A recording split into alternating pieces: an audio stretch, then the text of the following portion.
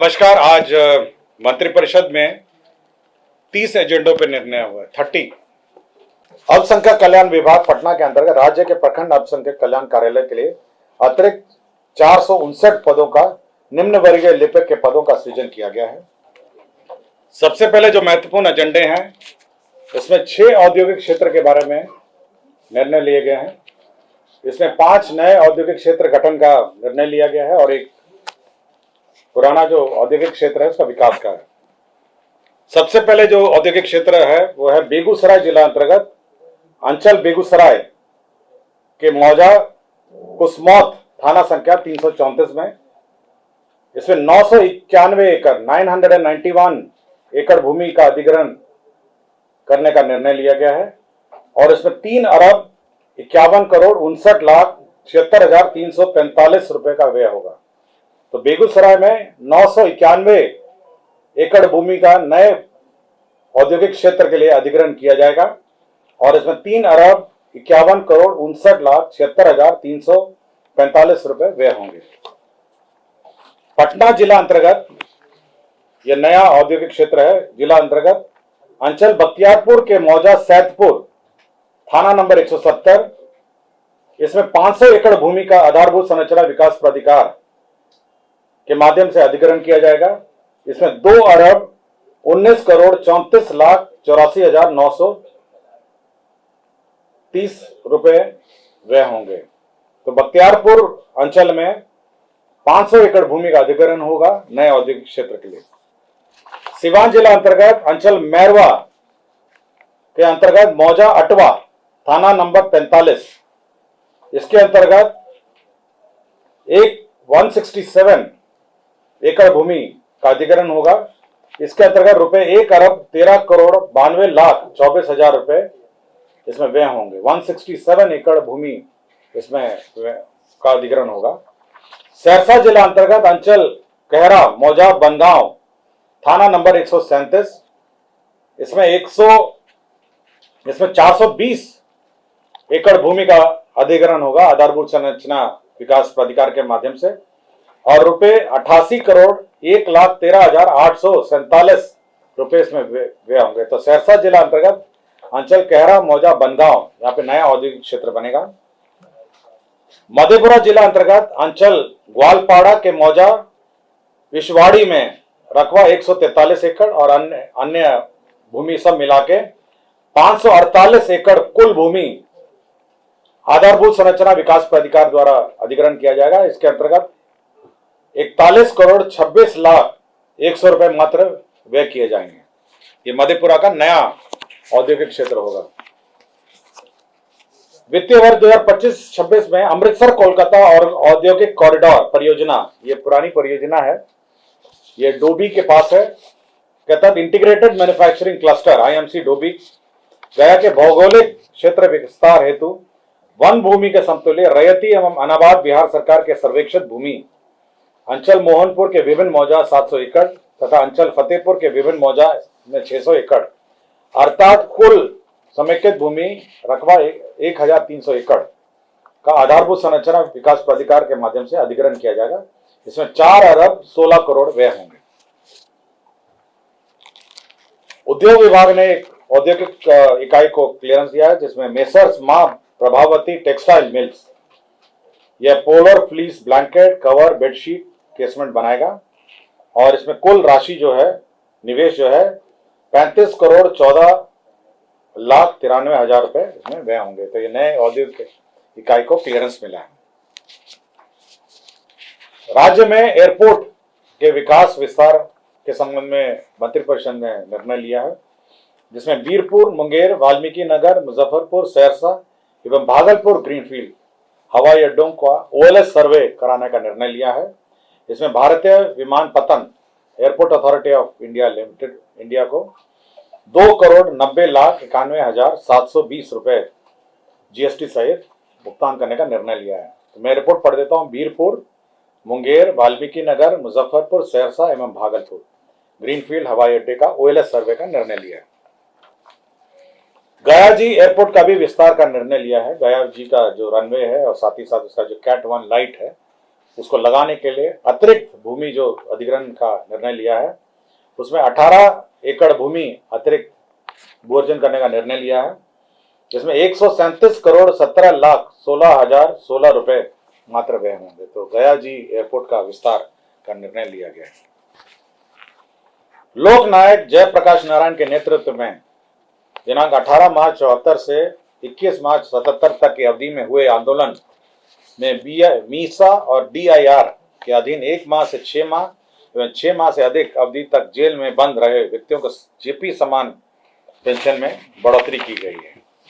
इसमें जो पेंशन की बढ़ोतरी है 7,500 रुपए की जगह 15,000 रुपए भुगतान होंगे और 15,000 रुपए के स्थान पर 30,000 रुपए भुगतान होंगे।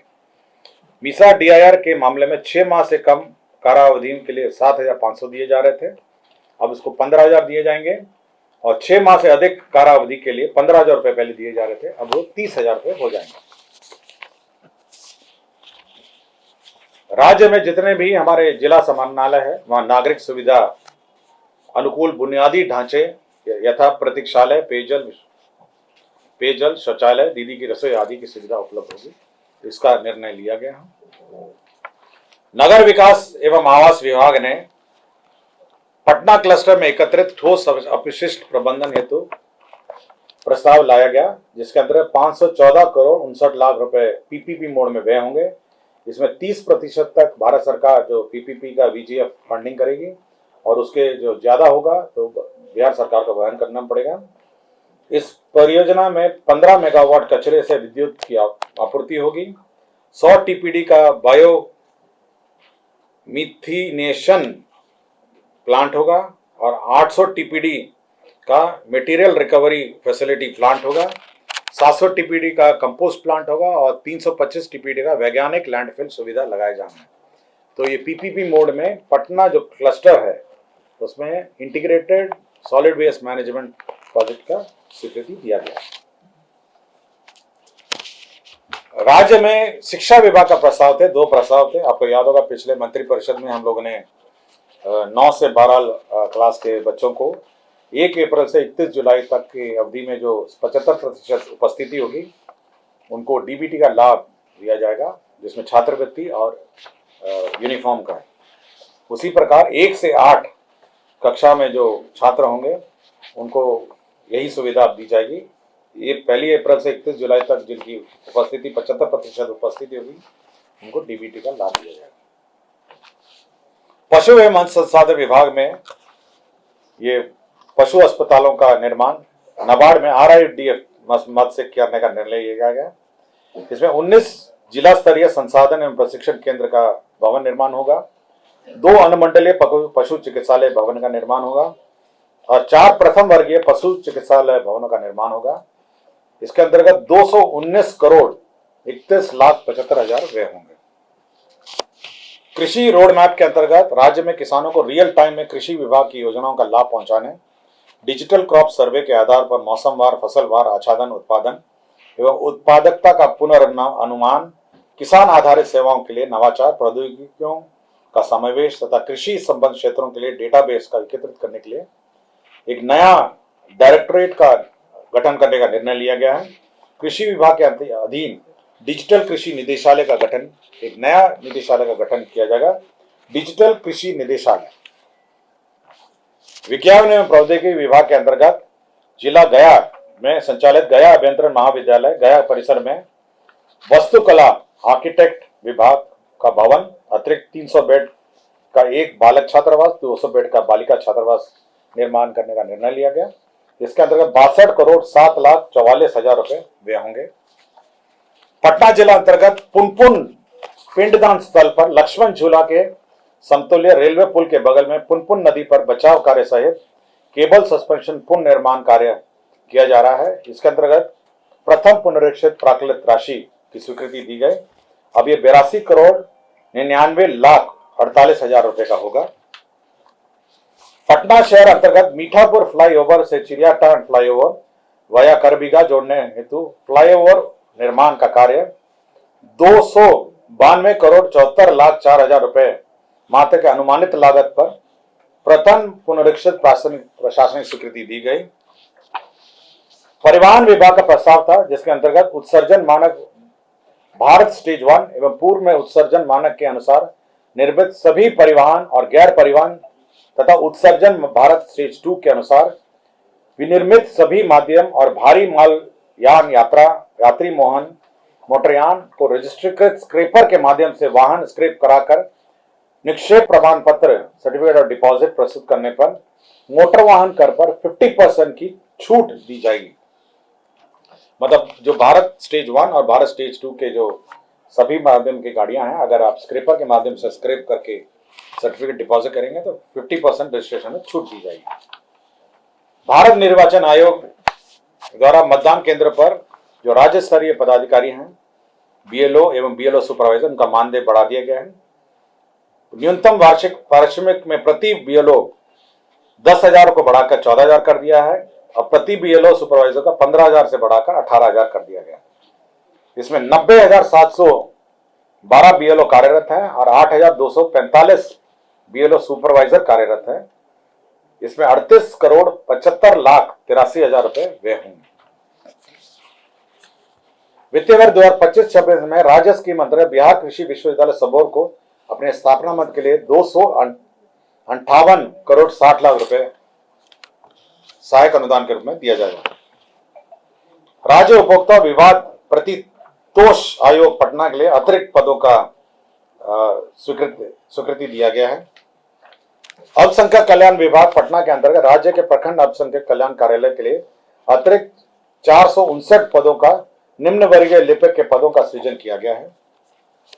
बिहार विधान मंडल सदस्यों का वेतन भत्ता एवं पेंशन नियमावली 2006 के नियम 14 में संशोधन किया गया है।